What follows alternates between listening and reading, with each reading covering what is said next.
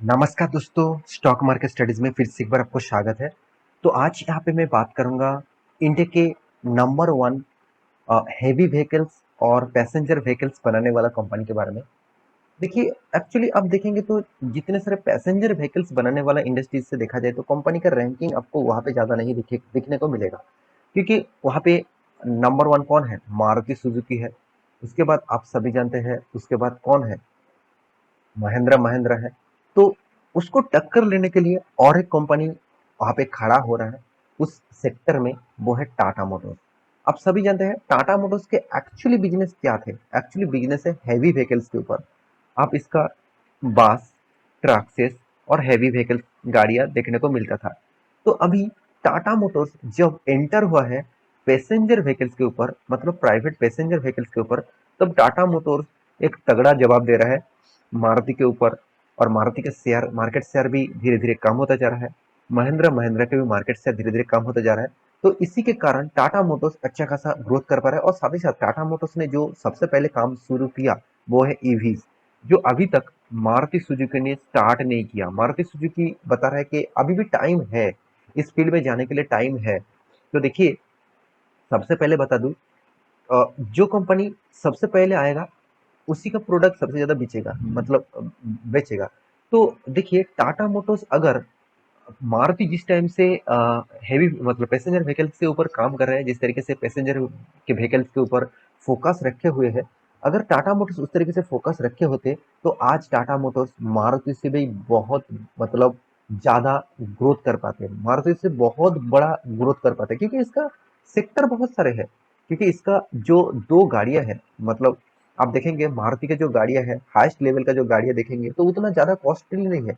Maruti market को क्यों capture किया? क्योंकि वो हमेशा लो कॉस्ट प्राइस में मार्केट में गाड़ी लेके आते हैं। और टाटा मोटर्स ने उसको कंसीडर उतना नहीं किया था, अभी कर रहा है, पहले वो नहीं किया था। उसका जो मेन टाटा मोटर्स का दो मतलब हेवी कॉस्ट दो कंपनीज है, आप देखेंगे तो दो कंपनीज है ऐसे, जो है एक्चुअली लैंड रोवर्स एंड दूसरा है जगुआर। तो इस दोनों कंपनी देखा जाए तो टाटा ग्रुप के ही एक सबसे बड़ा सब्सिडरीज कंपनी है। तो इस दोनों कंपनी इंडिया के सिर्फ नहीं, ऑल ओवर वर्ल्ड में अच्छा खासा रैंकिंग भी कर रहा है। तो देखिए, मारुति ने मार्केट को अच्छा अच्छा खासा कैप्चर किया लो कॉस्ट प्राइस देकर गाड़ियां बेचने में। देखिए, मारुति 800, मारुति अल्ट्रोज, मारुति स्विफ्ट, मारुति डिजायर, तो इस तरीके से बहुत सारी गाड़ियां मिलेगा। तो टाटा मोटर्स के अभी जो टियागो है, साथ ही साथ आप देखेंगे तो टिगर जो है, जो इस तरीके से बहुत सारी गाड़ियां अभी मार्केट में आ रहा है। टाटा नैनो मार्केट में मार्केट करने के लिए आए थे, बहुत बड़ा मार्केट होने वाला था। तो आप जानते हैं टाटा टाटा का मतलब एक बर्बादी भी बोल सकता हूँ, उस टाइम में टाटा ग्रुप के ऊपर बहुत बड़ा प्रेशर था, इसीलिए उस टाइम कंपनी के ऊपर ज्यादा प्रेशर देखने को मिला। तो आज मैं टाटा ग्रुप के ऊपर बात करूंगा, टाटा मोटर्स के ऊपर बात करूंगा, क्योंकि कंपनी ने किस तरीके से काम कर रहा है उसका एक अंदाजा आपको लग जाएगा। वहां पे आपको पता चलेगा कि हाँ, टाटा ग्रुप ने क्या ग्रोथ कर रहा है कि नहीं कर रहा है, उसके बारे में जानना चाहिए। तो वीडियो को पूरा लास्ट तक देखना। और अभी तक अपने चैनल को सब्सक्राइब नहीं किया तो फटाफट सब्सक्राइब कर लीजिए, क्योंकि बहुत सारी इन्फॉर्मेशन आप मिलने वाला है। तो सबसे पहली बात, इस कंपनी का रिजल्ट के ऊपर सबसे पहले मैं बात करूँ तो सबसे पहले मैं रिजल्ट के ऊपर आ चुका हूँ। यहाँ से आपको पता चलेगा कि एक्चुअली कंपनी क्या खुद का जो लॉसेस था, वो लॉसेस क्या कम कर रहा है, क्या लॉसेस फिर से ज्यादा हो रहा है। तो वहां से ही आपको पता चलेगा, क्योंकि अपने कुछ हर हर मंथ के एंड में मैं आपको एक रिपोर्ट आपको मैं दिखाता रहता था, वो है कंपनी का सेल्स का ग्रोथ। कंपनी किस तरीके से सेल्स किया उसका ग्रोथ आपको दिखाया था। तो मैं टाटा ग्रुप के सेल्स अप टू 6 मंथ तक दिख रहा हूँ। तो ज्यादा से ज्यादा कंपनी कंटिन्यूअसली सेल्स को मेंटेन कर रहा है, कंटिन्यूअसली सेल्स को ग्रोथ कर रहा है। तो अभी सेल्स तो अच्छा हो रहा है, क्योंकि कंपनी का प्रॉफिट कितना हो रहा है वो भी आपको देखना चाहिए। टोटल इनकम, तो टोटल इनकम के बारे में बात करें तो 72,800 करोड़, जो पिछली बार था 79,300 करोड़, और पिछले सालों में था बहुत कम 66,900 करोड़ का टोटल सेल्स। अभी देखा जाए तो कंपनी का टोटल एक्सपेंस कितना है, टोटल कंपनी का एक्सपेंस कितना हो गया, चलो मैं यहाँ पे कंपनी का एक्सपेंस यहाँ पे बता दूं। तो टोटल एक्सपेंस के बारी तो कंपनी अराउंड अराउंड 77,700 करोड़, जो पिछले बार कंपनी ने इनकम ज्यादा किया था, एक्सपेंस को कम किया था, 78,900 करोड़। और पिछले साल में कितना इनकम कम था, एक्सपेंस ज्यादा था, 69,000 करोड़। अभी कंपनी का एक्सपेंस ज्यादा हो गया है, तो कंपनी लॉस तो जरूर होगा ही। तो देखा जाए तो कितना लॉस हुआ है। तो कंपनी टैक्सेस पे करने के बाद कंपनी का profit and loss for the period आप देखेंगे तो यहाँ पे आपको कुछ नजरिया दिखेगा। तो टोटली कंपनी का जो प्रॉफिट एंड लॉस आपको सामने है, तो अब देखेंगे तो कंपनी का टोटल जो लॉसेस यहाँ पे दिख रहा है, तो एक्चुअली आप देखेंगे तो प्रॉफिट एंड लॉस के बारे में बात करें तो 4,950 करोड़, तो ओवरऑल आप 5,000 करोड़ भी बोल सकते हैं। जो पिछले बार ओनली 1,000 करोड़ का लॉस था और पिछले सालों में 4,400 करोड़ का लॉस था, तो इसका मतलब कंपनी ने फिर से एक बहुत बड़ा लॉसेस किया। तो यहाँ पे एक सीख आपको मिलता है, कंपनी का सेल्स कितना भी हो जाए तो उसका एक्सपेंस अगर ज़्यादा हो तो कंपनी अल्टीमेटली लॉस में ही जाता है। तो मैं आपको हर मंथ का सेल्स रिपोर्ट इसीलिए दिखा रहा था कि आपको पता चले कि एक्चुअली सेल्स होने के बाद लोगों के मन में थॉट प्रोसेस आ जाता है कि चलो बहुत बहुत कंपनी अच्छा खासा काम कर रहे हैं, कंपनी का तगड़ा परफॉर्मेंस हो रहा है। देखिए तगड़ा परफॉर्मेंस तो जरूर हो रहा है, फिर भी लॉसेस अगर कंपनी एक्सपेंस को कंटेन नहीं कर पा रहा है तो कितना भी प्रॉफिट कर ले, तो मान के चलिए आपकी एक दुकान है, उस दुकान में आप अल्टीमेटली आपका जो इनकम हो रहा है, चलो आपको मान लेता हूँ 10,000 रुपया आप पर डे कमा रहा है, तो 10,000 रुपया आपने कमा तो लिया, मगर आपका एक्सपेंस हो गया कितना, 12,000 रुपया।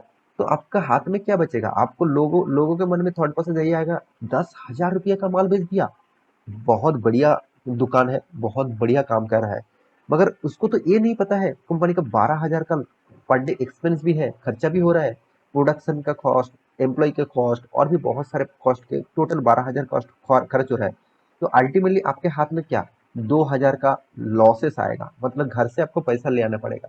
तो इसी डिटेल्स यहाँ पे दिखने को मिला कि टाटा मोटर्स ने इसी तरीके से काम किया। तो पहले पहले जो कंपनी का अर्निंग पर शेयर करीबन करीबन बहुत पिछले क्वार्टर में तो बहुत कम लॉसेस हुआ था, तो इसलिए 2% नेगेटिव था, मतलब 2 रुपया नेगेटिव था, 2-3 रुपया नेगेटिव था, और इस बार 13 रुपीज का नेगेटिव आया, और पिछले सालों में 11 रुपीज था। तो पिछले क्वार्टर के तुलना से में पिछले सालों की तुलना से बहुत बड़ा लॉस कंपनी कर चुके हैं, और बिग लॉसेस कंपनी यहाँ पे कर चुके हैं। तो करीबन करीबन पिछले क्वार्टर की तुलना से मैं देखा जाऊँ तो कंपनी का टोटल लॉसेस का जो फिगर है वो अराउंड अराउंड 6 गुना बढ़ चुके हैं, 6 गुना बढ़ चुके हैं, तो 6 गुना लॉसेस कंपनी कर चुके हैं। तो फिर भी इस कंपनी के ऊपर क्या टिके रहना चाहिए, क्या बने रहना चाहिए। देखिए पहली बात, मैं इस कंपनी के बारे में सिर्फ एक चीज मैं आपको जरूर कहूंगा, कंपनी के ऊपर आपको लॉसेस जरूर दिखेगा, आप कंटिन्यूसली क्वार्टर देखेंगे तो कुछ ही बीच में क्वार्टर प्रॉफिट हुआ था और फिर से कंपनी कंटिन्यूसली लॉस किया। तो देखिए कभी कंपनी के लॉस ज्यादा होते हैं, कभी कंपनी का लॉस कम होते हैं। अब जून क्वार्टर, यहाँ पे जून का क्वार्टर यहाँ पे भी देखेंगे कितना, 5,000 करोड़ का लॉस। जून 2021 में देखेंगे तो 4,400 करोड़ का लॉस। जून 2020 में देखेंगे तो 8,000 करोड़ का लॉस।